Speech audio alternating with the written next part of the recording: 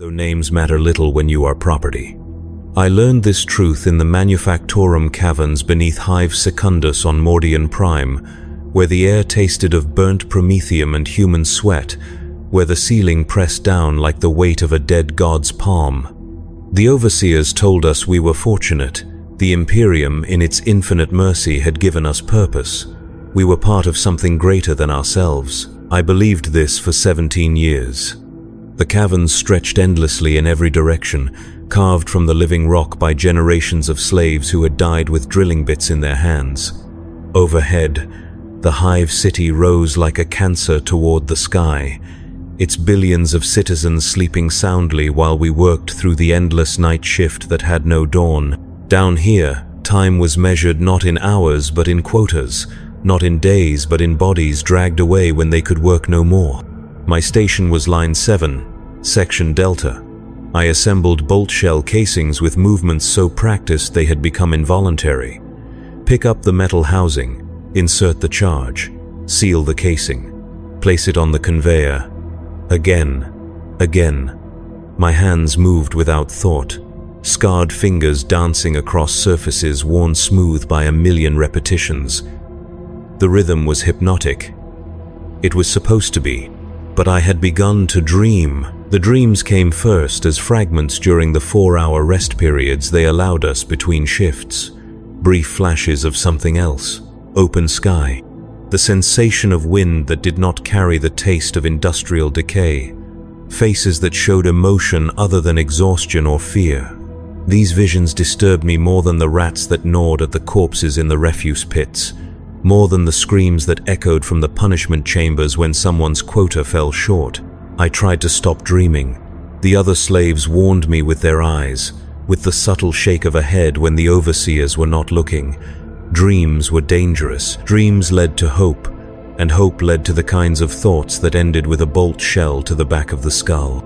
Overseer Vex was a thin man with augmetic eyes that clicked when they focused. He moved through our section like a carrion bird, always watching for signs of weakness, of defiance, of anything that suggested we remembered we were human. I had seen him execute 17 slaves in my time on Line 7. Each time, he would announce the reason with mechanical precision. Sabotage, insubordination, failure to meet quota. The real reason was always the same. They had forgotten their place. But the dreams grew stronger. I began to see things that made no sense. Vast spaces filled with natural light, water that moved on its own, not through pipes but in great flowing channels. Plants that grew without hydroponic systems, their roots drinking from soil that had never seen industrial runoff. Most disturbing of all, I saw people who moved without the shuffling gait of the chronically malnourished, who looked up instead of down, who spoke without first calculating whether their words might be reported. These dreams came with a name that meant nothing to me. Verdania. It whispered itself through my sleeping mind like a prayer I did not understand.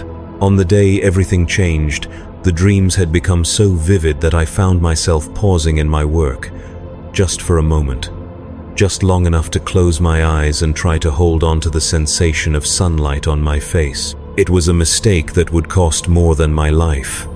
Slave Kess. The voice of Overseer Vex cut through the industrial din like a blade. I opened my eyes to find his augmetics focused on me with mechanical intensity. You appear to be experiencing a malfunction. The other workers on Line 7 kept their heads down, their hands moving in perfect rhythm. They had learned the first rule of survival: never be noticed. I had forgotten it in a moment of weakness, seduced by impossible visions of a world that could not exist. No malfunction, Overseer, I replied, my voice steady despite the ice forming in my stomach.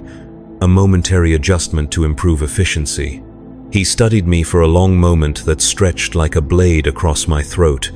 Then he nodded, a gesture that somehow conveyed more threat than any words could have managed. Continue your duties, he said. I will be monitoring your output personally. As he moved away, I felt the weight of his attention like a physical thing. But more than that, I felt something else stirring in the depths of my mind. For the first time in 17 years, I found myself wondering not just what lay beyond the manufactorum, but whether I might somehow see it. The thought was so heretical it made my hands shake, but once born it proved impossible to kill. The shift continued for another 8 hours, but I barely noticed the passage of time. My hands continued their practiced movements, while my mind wandered through territories that had been forbidden since birth. I thought about the guards who patrolled the perimeter, their routines and habits. I thought about the supply tunnels that connected our section to the processing centers. Most dangerously of all, I thought about the stories the older slaves sometimes whispered during rest periods. Stories of places beyond the Hive cities, places where the sky was not hidden behind layers of industrial smog, places like Verdania. When the klaxon finally sounded to signal the end of shift, I filed out with the others toward the communal sleeping chambers. But instead of collapsing onto my assigned mat, I found myself lingering in the corridors, studying the patterns of movement, the placement of surveillance servitors, the gaps in the seemingly perfect system of control. It was then that I encountered Jorik. He was older than most slaves survived to become, his face a map of scars and premature lines. Unlike the others, he did not avoid my gaze when I looked at him. Instead, he studied me with eyes that seemed to hold secrets. "You have the look," he said quietly, his voice barely audible above the distant hum of machinery. "What look?" I asked, though part of me already knew. "The look of someone who has begun to see beyond the walls." He glanced around to ensure we were not observed, then stepped closer. "It is a dangerous thing, young Kess, but perhaps it is also necessary." He knew my name, though I had never spoken to him before. This should have alarmed me, but instead I felt a strange sense of recognition, as if I had been waiting my entire life for this conversation. "Tell me about Verdania," I said. His eyes widened slightly, and for a moment I thought he might flee. But then his expression hardened into something like determination. "Not here," he whispered. "Too many ears, too many eyes. But if you truly wish to know, meet me at the water recycling station during the next rest period. Come alone, and tell no one." Then he was gone, vanishing into the crowd of exhausted workers like smoke dissipating in industrial wind. I spent the remaining hours of my rest period staring at the ceiling of the sleeping chamber, listening to the sounds of my fellow slaves. Some snored, their bodies claiming what little respite they could find. Others wept quietly, though they had learned to muffle even their grief.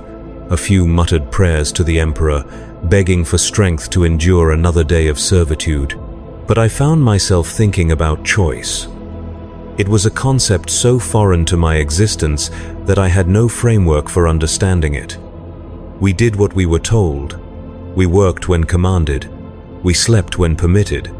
We lived according to schedules and quotas and the endless rhythm of industrial necessity.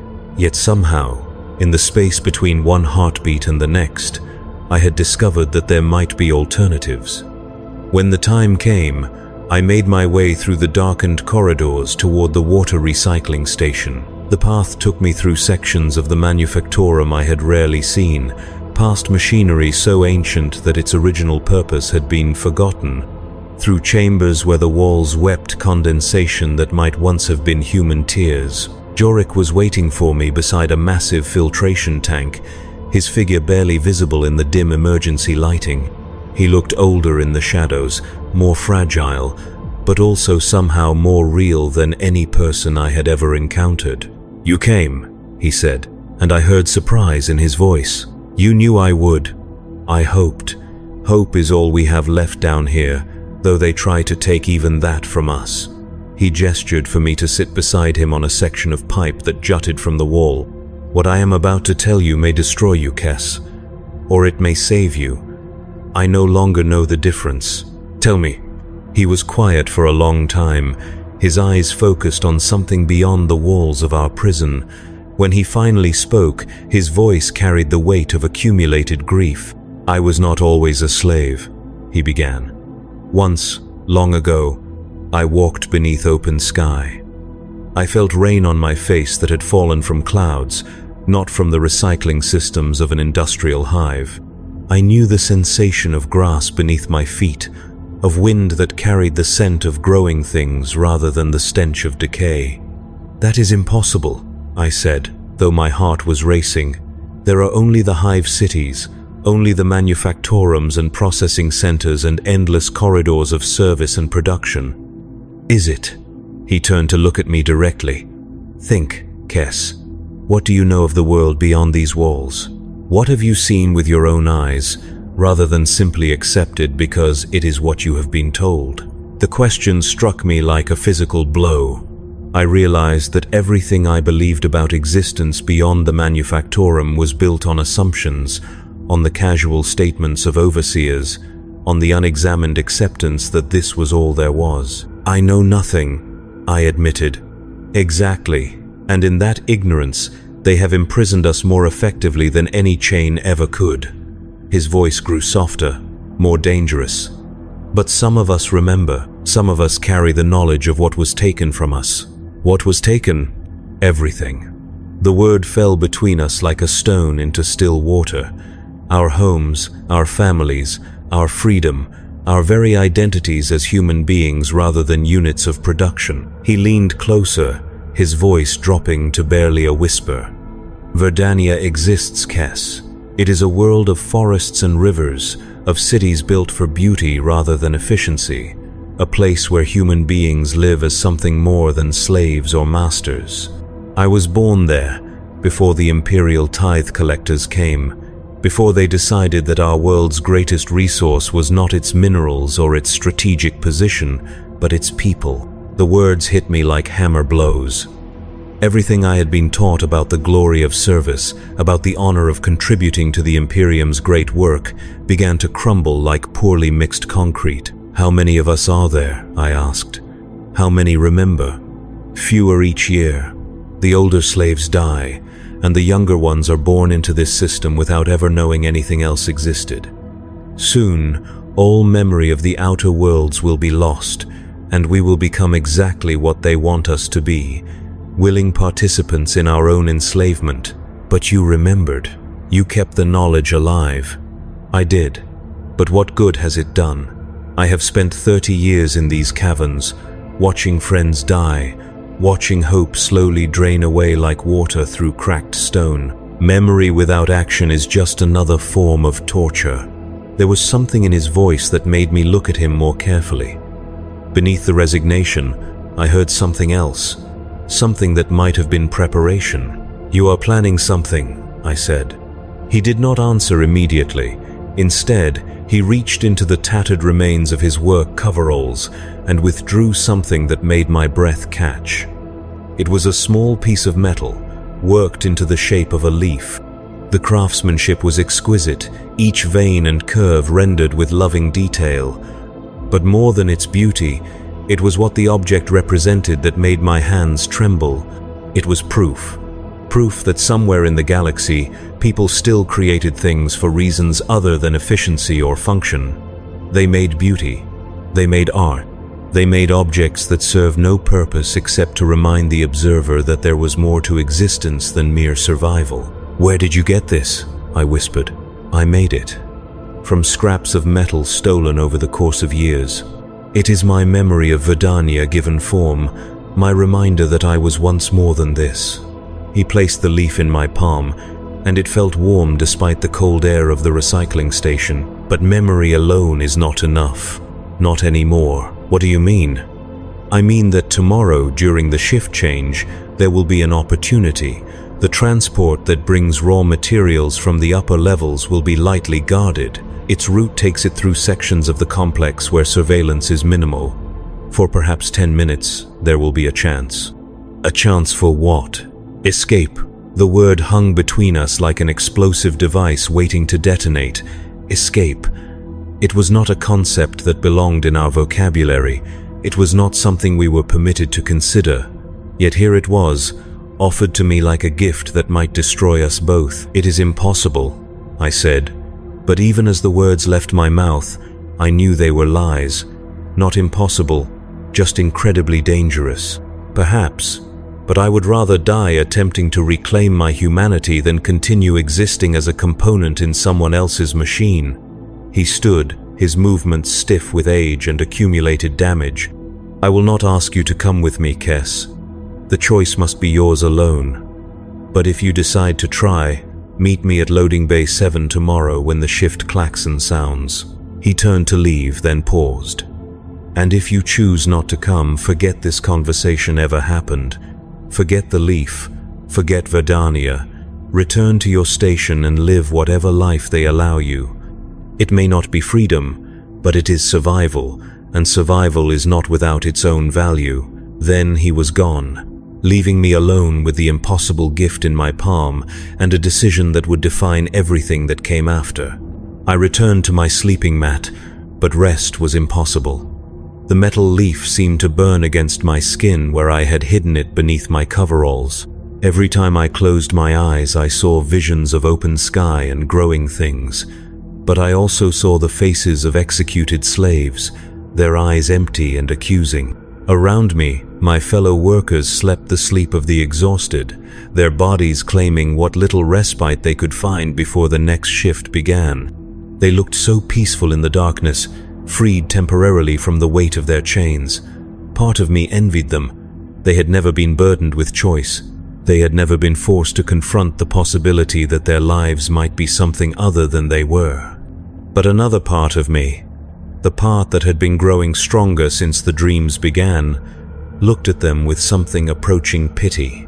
They were asleep in more ways than one, and I was no longer certain that ignorance was truly a blessing. The hours passed with agonizing slowness. When the klaxon finally sounded to signal the beginning of the next work period, I rose with the others and made my way toward Line 7. But instead of the mindless efficiency that usually characterized our movements, I found myself studying everything with new eyes. The guards who shepherded us through the corridors were not the invincible enforcers I had always believed them to be. They were tired men with aging equipment, going through motions they had repeated countless times. The surveillance servitors that tracked our movements had blind spots, gaps in their coverage that a careful observer might exploit. The very size and complexity of the manufactorum that had once seemed like proof of our imprisonment now revealed itself as a maze with hidden passages and forgotten chambers. For the first time in my life, I began to see the system not as an immutable law of nature, but as something created by human beings. And what humans had built, other humans might find ways to circumvent. At my station, I went through the familiar motions of assembling bolt shell casings, but my mind was elsewhere. I thought about Jorik's words, about the world he described, about the choice that lay before me like an abyss. Every few minutes, I would touch the hidden leaf through the fabric of my coveralls, feeling its warmth and remembering that beauty was possible. Overseer Vex made his rounds as always, his augmetic eyes clicking as they focused on each worker in turn. When he reached my station, he paused longer than usual, his mechanical gaze studying my movements with analytical precision. "Your efficiency has improved, Slave Kess," he observed. "Yesterday's correction appears to have been effective." "Yes, Overseer, I am grateful for your guidance." "Good. The Imperium rewards those who learn from their mistakes." He moved to continue his rounds, then stopped. "However, I sense something different about you today. A quality I cannot quite define." My blood turned to ice, but I kept my hands moving in their practiced rhythm. "I do not understand, Overseer. Perhaps it is nothing, but I have learned to trust my instincts when it comes to identifying potential problems." His augmetic eyes whirred softly as they adjusted focus. "I will be watching you closely, Slave Kess. Very closely indeed." As he moved away, I felt the weight of his attention like a physical thing pressing down on my shoulders. But rather than crushing me, it seemed to strengthen my resolve. If I was already under suspicion, then I had little left to lose. The choice was no longer between safety and risk, but between certain slow death and the possibility of something more. The shift dragged on with unbearable slowness. Each hour felt like a day, each minute an eternity of waiting. Around me, my fellow slaves continued their work with mechanical precision, unaware that one among them was preparing to shatter the only world they had ever known. As the end of shift approached, I found myself studying their faces more carefully than ever before. Mira, who worked the station next to mine, humming quietly to herself as she assembled detonator circuits with practiced ease. Old Henrik, whose cough had been getting worse for months, but who continued working because the alternative was the corpse pit. Young Tam, barely 16, who still sometimes cried in his sleep for parents he could barely remember. What would happen to them if I succeeded? What would happen if I failed? For the first time, I began to understand the true weight of choice.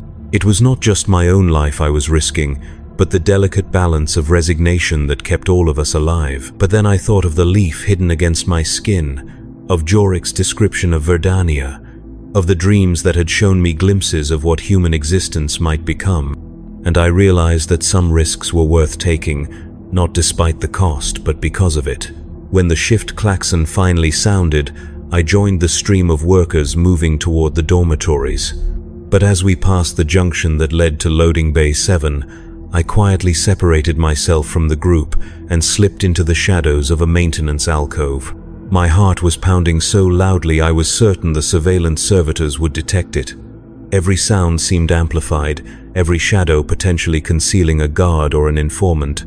But slowly, carefully, I made my way through passages I had never traveled before, following half-remembered directions toward a rendezvous that might be the last decision I would ever make.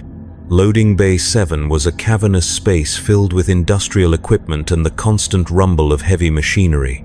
Massive conveyor systems moved raw materials from the transport vehicles to processing centers deeper in the complex. The air was thick with dust and the acrid smell of chemical solvents.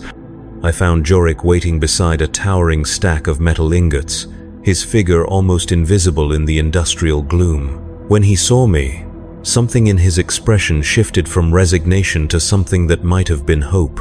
"You came," he said. "I came. Do you understand what this means?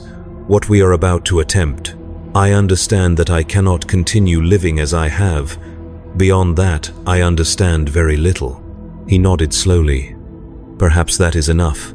Understanding can be a burden, and we will have enough of those to carry." As if summoned by his words, the sound of approaching machinery echoed through the loading bay. A massive transport vehicle rounded the corner, its treads grinding against the rockcrete floor as it maneuvered toward the unloading station. Behind it came two more vehicles, equally massive, carrying materials from the upper levels of the Hive. "There," Jorik whispered, pointing toward the third transport. "Its cargo bay is only half full, and the guards are tired from a double shift. When it begins to move toward the exit tunnel, we will have perhaps 60 seconds to reach it and find concealment among the cargo containers. And then we pray to whatever gods might still listen to slaves, and we hope that freedom is worth the price we will pay for it." The transport completed its unloading cycle and began to turn toward the exit tunnel. For a moment, I hesitated. This was the point of no return. The moment when I would transform from a productive unit of the Imperium into something else entirely. A fugitive, a rebel, a human being making a choice. Then Jorik began to run, his aged legs carrying him across the loading bay with surprising speed. And without thinking, without allowing myself time to reconsider, I followed. The next few moments passed in a blur of desperate motion and hammering heartbeats. We reached the transport as it began to accelerate, threw ourselves onto its rear platform, and crawled between massive cargo containers just as the vehicle entered the exit tunnel. Behind us, the loading bay disappeared into darkness. Ahead lay something I had never imagined I would see: the outside world, the unknown, the possibility of whatever lay beyond the walls of our prison. As the transport climbed through the tunnel system toward the surface levels of the Hive, I pressed my face against a gap between containers and caught my first glimpse of something that made my breath catch. Light. Not the artificial illumination of the manufactorums, but something else entirely. something that suggested the existence of spaces larger than any chamber I had ever imagined. "Jorik," I whispered. "Is that what I think it is?" He moved to look through the gap beside me, and I saw tears streaming down his weathered cheeks. "Sunlight," he said. "After 30 years of imprisonment, I am seeing sunlight." The transport continued its climb through levels of the Hive I had never known existed, past residential districts where ordinary citizens lived in conditions that seemed luxurious compared to our underground chambers, past commercial sectors where people moved freely, choosing their own paths rather than following predetermined routes, past administrative centers where officials made decisions that affected millions of lives without ever considering the cost in human suffering. And finally, impossibly, we emerged onto the surface of the world itself. I had dreamed of open sky, but the reality was so overwhelming that I nearly lost consciousness. The sheer vastness of it, the sense of space extending in every direction without walls or ceiling or boundaries of any kind. Above us, the sky was a pale gray color I had no name for, and in the distance, something burned with impossible brightness.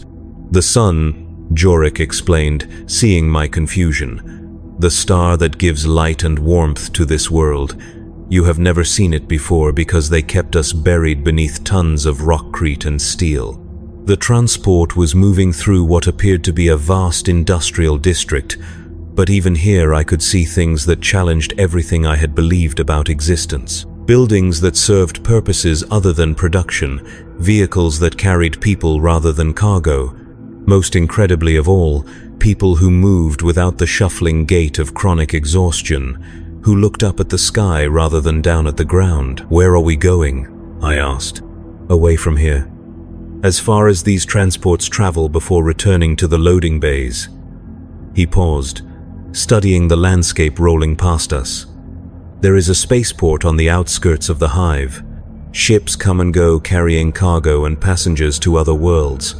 If we can reach it, if we can find passage somehow, then perhaps we might eventually reach Verdania. And if we cannot, then we will have had this much, at least. We will have seen the sky. We will have remembered what it feels like to be human." The journey to the spaceport took several hours, during which I experienced more wonder and terror than in all the previous years of my life combined. Wonder at the sheer scale and complexity of the world beyond the manufactorums. Terror at the knowledge that we were now completely cut off from everything familiar, fugitives in a landscape we did not understand. When the transport finally began to slow, approaching what appeared to be a massive complex of landing platforms and warehouse facilities, Jorik and I prepared to disembark.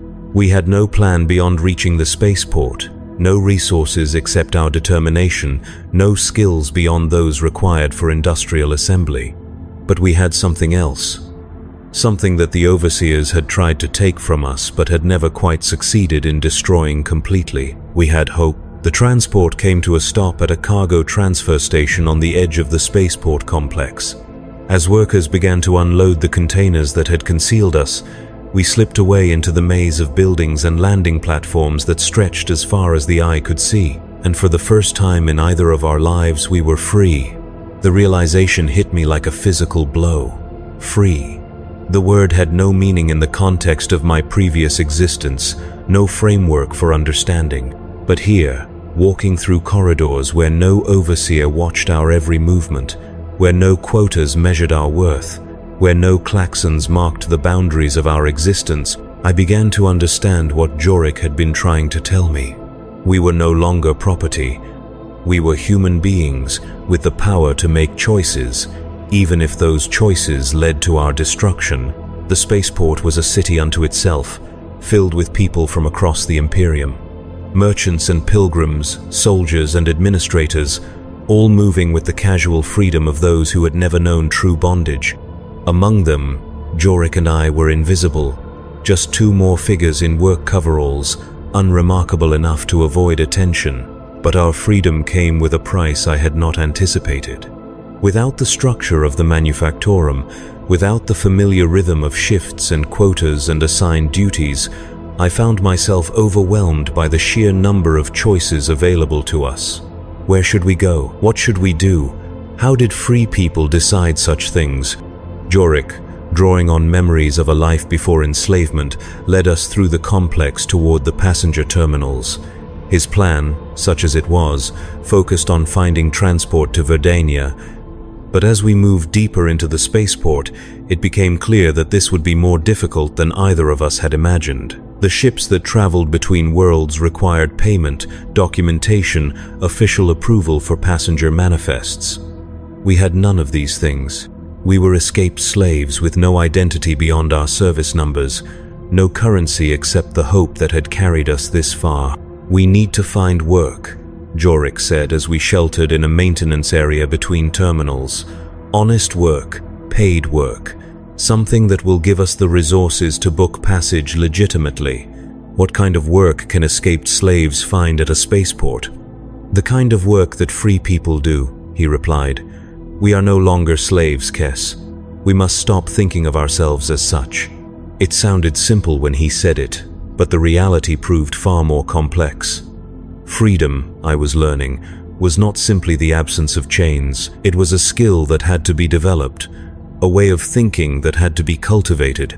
After 17 years of having every decision made for us, the prospect of choosing our own path was both exhilarating and terrifying. We spent the next several days learning to navigate this new world. We found temporary work loading and unloading cargo, jobs that required no documentation and paid in small denominations of Imperial currency.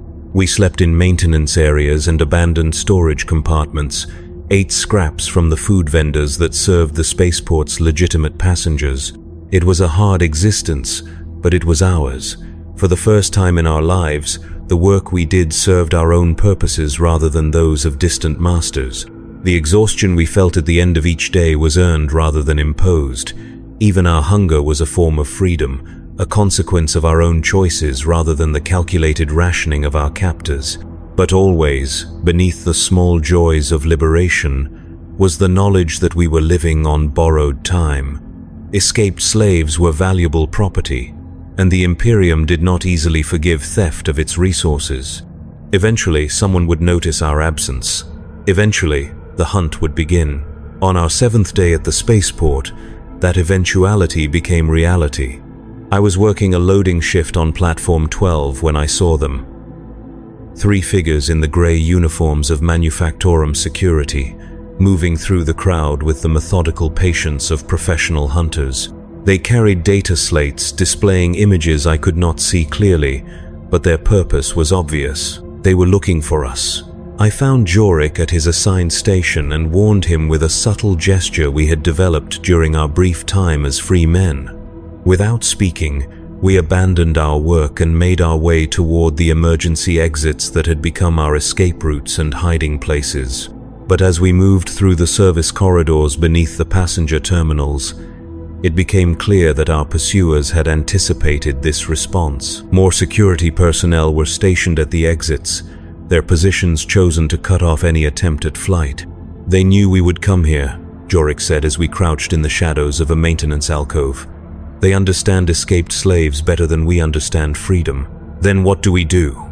We make a choice that they will not expect." His voice carried a calm that seemed impossible under the circumstances. "We stop running and start fighting." "Fighting? We have no weapons, no training, no resources. What can 2 escaped slaves do against the security apparatus of the Imperium? We can remember what we learned in the Manufactorums."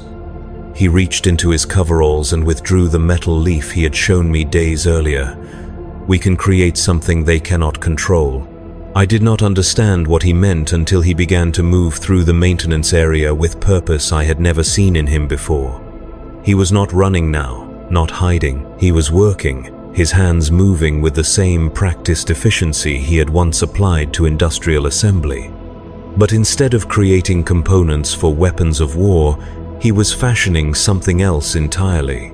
Using scraps of metal and wire salvaged from the maintenance equipment around us, he began to construct a device whose purpose became clear only when it was nearly complete.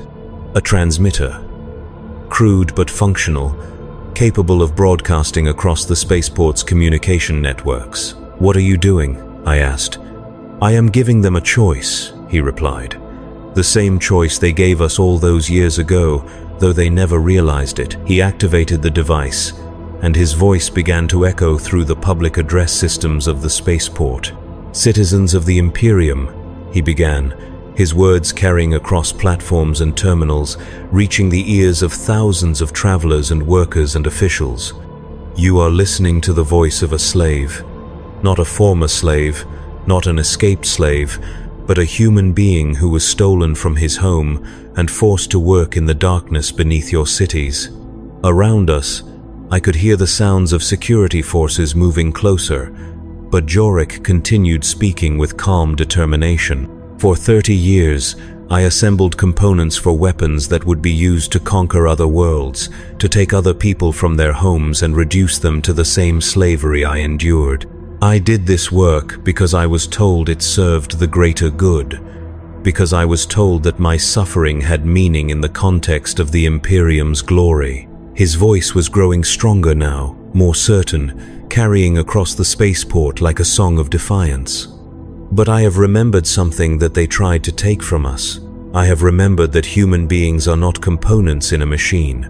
We are not resources to be consumed in service of distant masters. We are people with the right to choose our own destiny, even if that choice leads to our destruction." The security forces were close now. I could see their lights moving through the corridors, hear their boots on the metal flooring.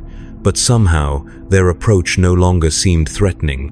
They were just people doing a job, following orders, serving a system that had reduced us all to functions rather than recognizing us as human beings. "There are thousands of slaves working beneath this hive," Jorik continued. "Millions throughout the Imperium. People who have forgotten that they were once free, who have accepted that their lives belong to others. But freedom is not something that can be taken permanently. It can only be forgotten, and memory can be recovered." He looked at me then, his eyes bright with something I had never seen before. "Tell them about Verdania," he said. And suddenly I understood what he was asking me to do.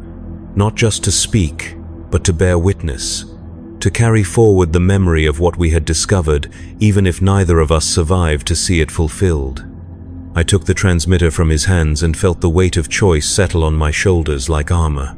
"Verdania is a world where people grow their own food in soil that has never been poisoned by industrial runoff," I began, my voice steady despite the approaching footsteps.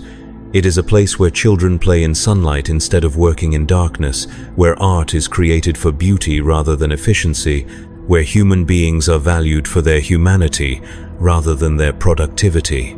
The security forces had found us now. I could see their weapons raised, their faces hidden behind tactical visors. But I could also see something else. Behind the visors, I glimpsed eyes that showed something other than mechanical obedience. They were listening. "Some of you have seen such places," I continued, speaking not just to the security forces but to everyone within range of the transmission. "Some of you remember what it feels like to be free. That memory is not lost, not forgotten, not destroyed by chains or quotas or the grinding weight of servitude. It lives in all of us, waiting to be reclaimed." The lead security officer stepped forward, his weapon trained on my chest. "Surrender now, and your termination will be swift," he said. But his voice carried something I had not expected to hear. Uncertainty. Behind the words of command, I heard the question that was being asked not just of us, but of himself. "I will not surrender," I replied, "not because I am brave, but because surrender means returning to the darkness, and I have seen too much light to accept that willingly." Jorik moved to stand beside me, his weathered face calm with acceptance. "We choose to die as human beings rather than live as property," he said. For a long moment, the corridor was silent except for the hum of machinery and the distant sounds of the spaceport. The security officer's weapon remained trained on us, but he did not fire. Around him, his fellow officers waited for orders that did not come. Then, impossibly, the man lowered his weapon. "I remember Verdania," he said quietly. The words fell between us like stones into still water, creating ripples that spread outward through the assembled security forces. I saw recognition flicker behind other visors, saw weapons waver as hands that had been trained to kill without question suddenly remembered what it felt like to choose. "Sergeant Kane," one of the officers said, his voice tight with confusion. "Your orders?" The man who had spoken of Verdania, Sergeant Kane, stood frozen between duty and memory. His weapon hung at his side now, forgotten, while his augmetic eye whirred softly as it processed information his human mind was struggling to accept. "I was born there," he said, his words barely audible above the mechanical hum of the spaceport. "Before the tithe collectors came, before they decided our world was more valuable for its people than its resources." Another officer stepped forward, younger, his face still hidden behind his visor. "Sergeant, we have our orders. These are escaped, Imperial property. They must be returned to their designated function or terminated." But Kane was no longer listening to Imperial doctrine. He was listening to something deeper, something that had been buried beneath years of conditioning and obedience. "Do you know what we grew on Verdania?" he asked, his voice growing stronger. "Not corpse starch or synthetic nutrients, real food. Fruits and vegetables that tasted like sunshine and rain. My family had an orchard. Apple trees that my great-grandfather had planted that would have fed my children if I had been allowed to have any." The young officer's weapon remained steady, but I could see uncertainty in his posture. "The past is irrelevant, Sergeant. We serve the Emperor's will now." "Whose will?" Kane turned to face his subordinate, and I saw tears streaming down his scarred cheeks. "The Emperor who demands that human beings be reduced to numbers in a production quota. The Emperor who separates children from their families to feed the endless hunger of his war machine.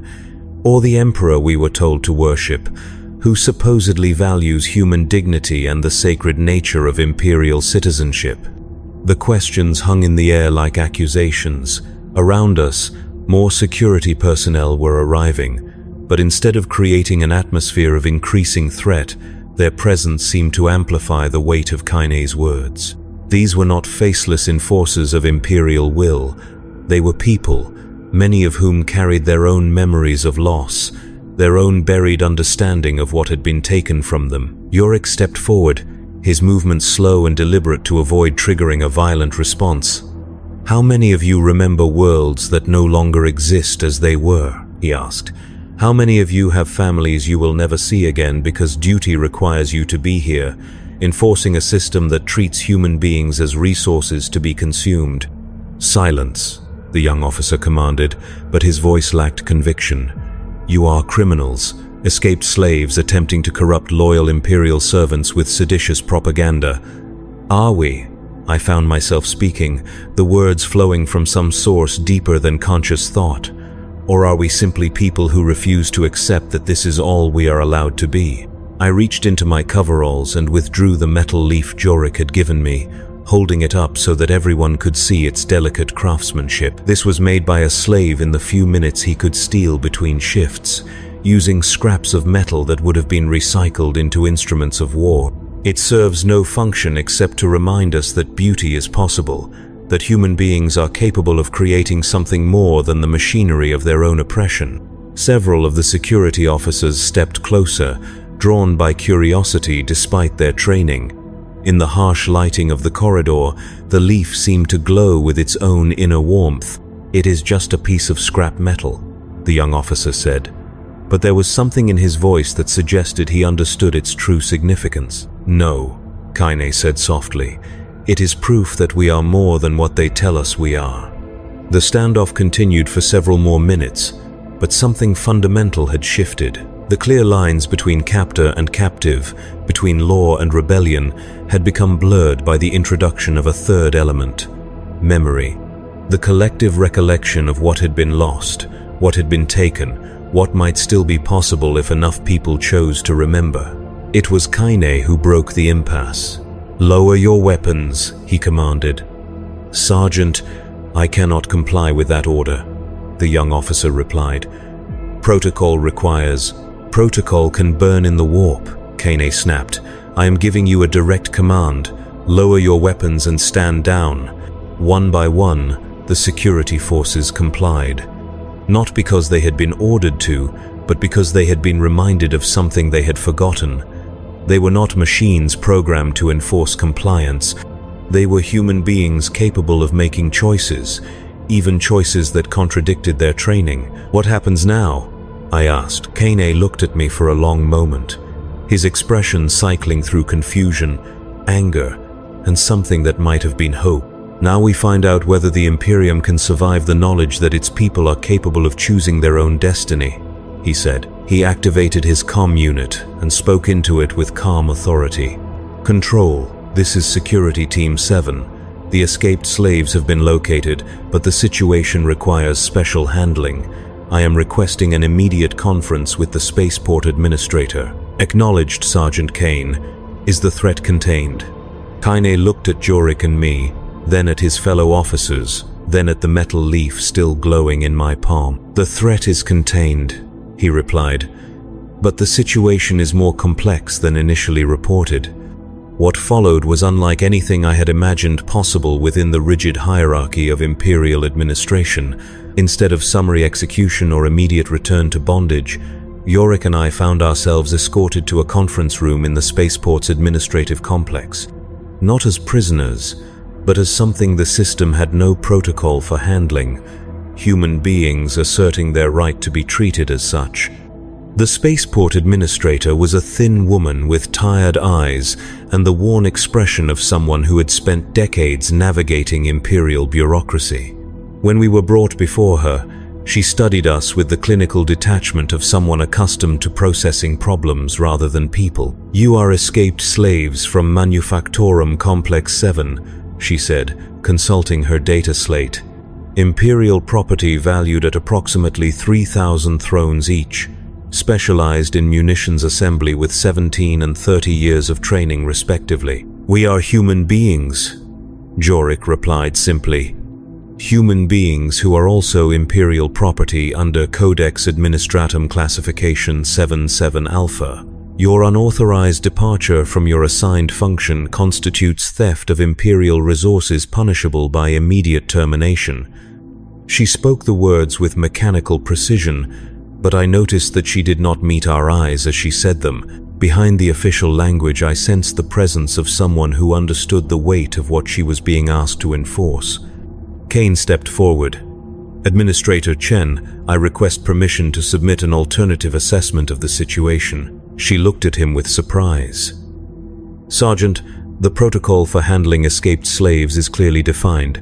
There is no alternative assessment required." "With respect, Administrator, I believe there are factors present that fall outside normal protocol parameters." "Explain." What followed was one of the most remarkable conversations I had ever witnessed. Kane, drawing on his authority as a security officer and his memories as a free human being, began to describe what we had shared during our confrontation in the maintenance corridors. Not as seditious propaganda, but as information relevant to Imperial security and efficiency. He spoke about the productivity losses inherent in slave-based manufacturing systems, where workers had no incentive to innovate or improve processes. He described the security risks created by maintaining large populations of resentful forced laborers in close proximity to strategic facilities. Most importantly, he presented evidence that many of the Imperium's most valuable citizens carried memories of pre-Imperial freedom that could be valuable resources if properly utilized rather than suppressed. Administrator Chen listened with growing interest, her tired eyes beginning to show signs of engagement I doubted she had felt in years. "Are you suggesting that escaped slaves should be treated as defectors rather than stolen property?" she asked. "I am suggesting that people who demonstrate initiative, resourcefulness, and specialized knowledge might be more valuable as voluntary citizens than as forced laborers," Kane replied. It was a radical concept, one that challenged fundamental assumptions about Imperial resource management, but it was also pragmatic enough to appeal to an administrator whose career depended on finding efficient solutions to complex problems. "What exactly are you proposing?" Chen asked. Kane looked at us, then back at the administrator. I propose that these individuals be granted provisional citizenship status, with assignment to duties that utilize their skills while allowing them the freedom to contribute voluntarily to Imperial objectives. That is not possible under current regulations. Then perhaps the regulations require modification. The words hung in the air like a challenge to the entire system of Imperial governance. But instead of rejecting them immediately, Chen leaned back in her chair and considered them with the careful attention of someone accustomed to finding creative solutions within bureaucratic constraints. The legal complexities would be substantial, she said finally. Questions of ownership, compensation for lost property, precedent-setting implications for slave populations throughout the sector. Yes, Kaine agreed. But the potential benefits might justify those complexities. Consider the propaganda value of demonstrating Imperial mercy and justice. Consider the intelligence opportunities presented by voluntary cooperation from individuals with detailed knowledge of underground manufacturing operations. Consider the productivity gains achievable when workers have genuine motivation to excel. Chen turned her attention back to Jorik and me. And what do you propose to offer the Imperium in exchange for this unprecedented consideration? Jorik answered without hesitation. Everything we know about the slave operations beneath this hive. Names, locations, security procedures, production capabilities. Information that could help the Imperium transition to more efficient systems while maintaining security and productivity. And after that, we ask only for the opportunity to prove that free people serve the Emperor more effectively than slaves ever could.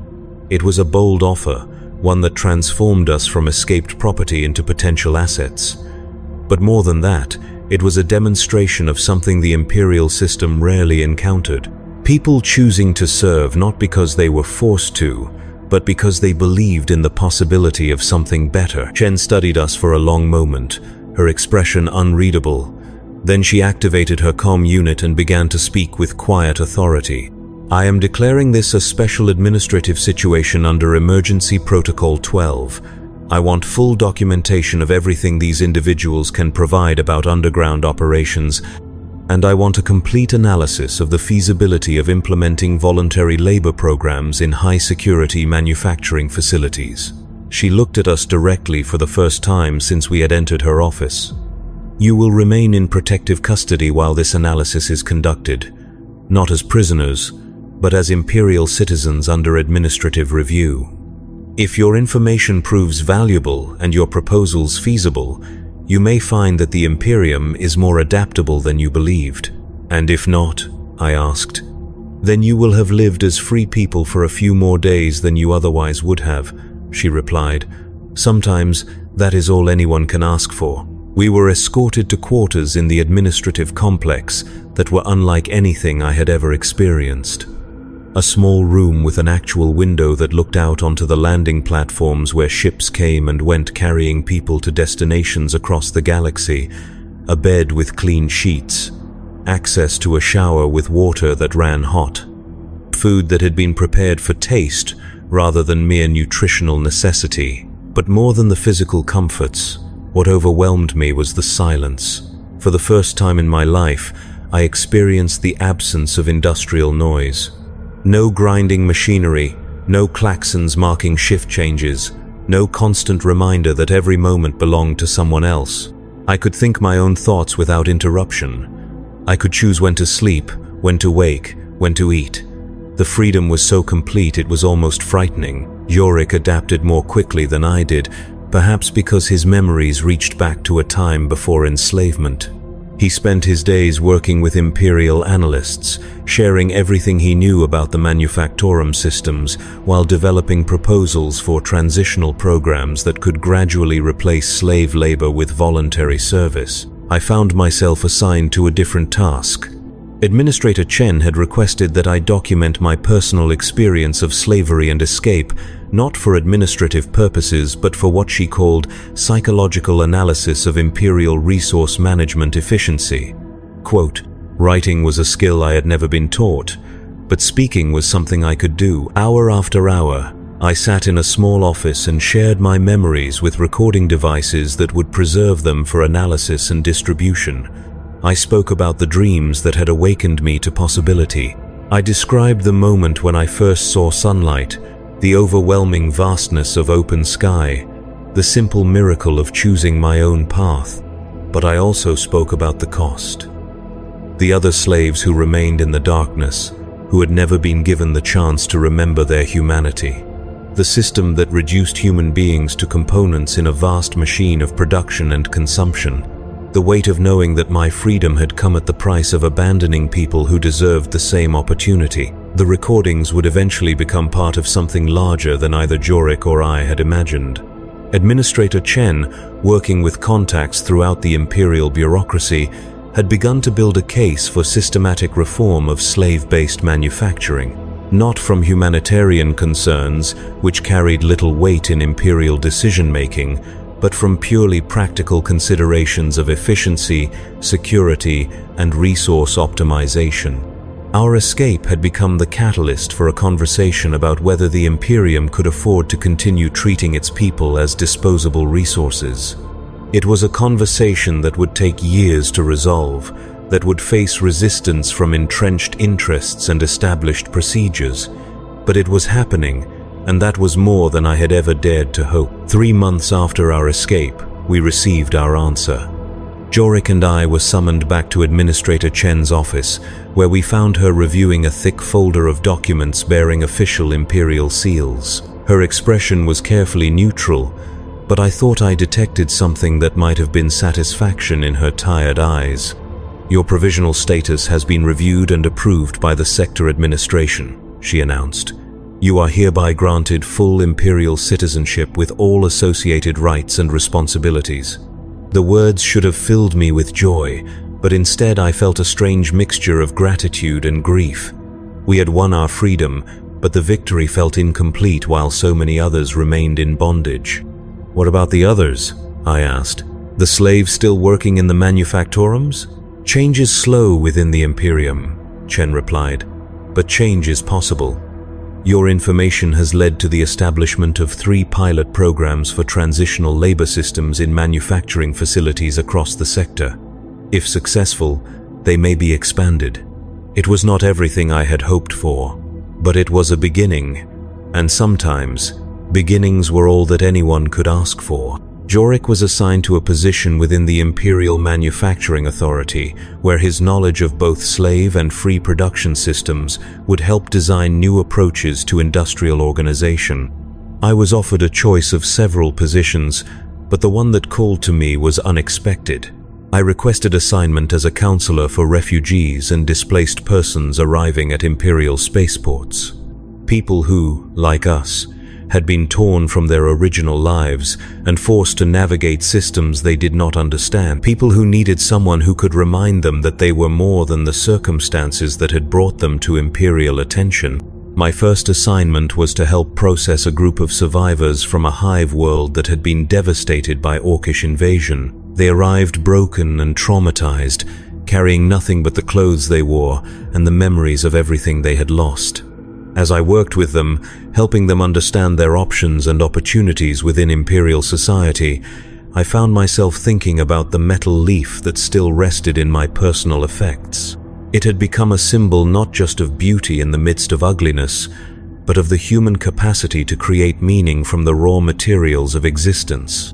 Each person I worked with carried their own version of that leaf, some memory, some skill, some dream that had survived the destruction of everything familiar. My job was to help them recognize those inner resources and find ways to transform them into new possibilities.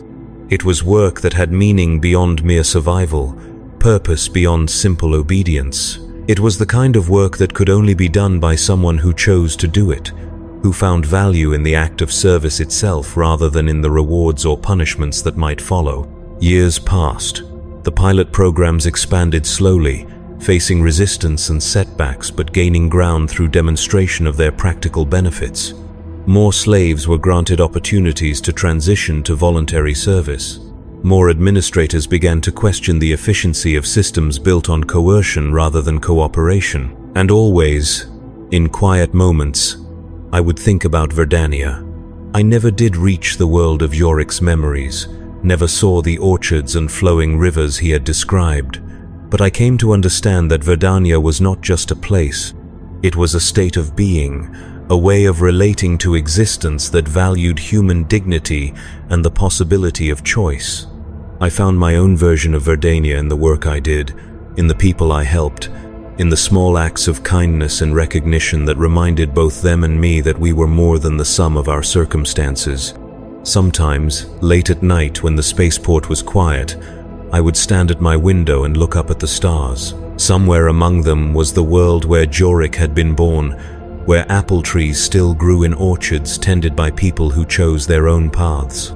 Somewhere among them were thousands of other worlds, each with their own versions of beauty and possibility. And somewhere, in the darkness beneath Hive cities across the galaxy, people were dreaming dreams that might one day lead them to remember their humanity. The metal leaf still sits on my desk, a reminder that even in the deepest darkness, human beings remain capable of creating something beautiful. It is a testament to the truth that Jorik taught me in those desperate hours when we first dared to dream of freedom. We are more than what they tell us we are. We are more than the roles assigned to us, more than the functions we are expected to perform, more than the limitations imposed by systems built on fear and control. We are human beings, with all the terrible and wonderful possibilities that implies. We are capable of choice, even when that choice seems impossible. We are capable of hope, even in the face of despair. We are capable of love, even when surrounded by hatred. And sometimes, if we are very fortunate, we are capable of transformation, not just of ourselves, but of the world around us. One choice at a time, one act of courage at a time, one moment of recognition at a time. The dream of freedom is not just about escaping physical chains. It is about remembering that those chains, however strong they may seem, are not the final truth about human existence.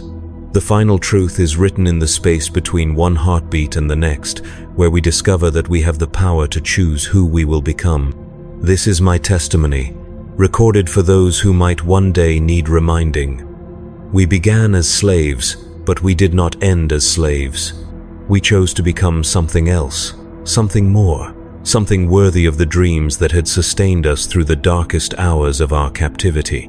And in making that choice, we discovered that freedom is not a destination to be reached, but a way of walking through whatever world we find ourselves in. It is the metal leaf hidden against the heart, the memory of sunlight on skin that has known only artificial light, the voice that speaks truth even when truth is dangerous. It is the moment when we stop asking permission to be human and simply choose to be.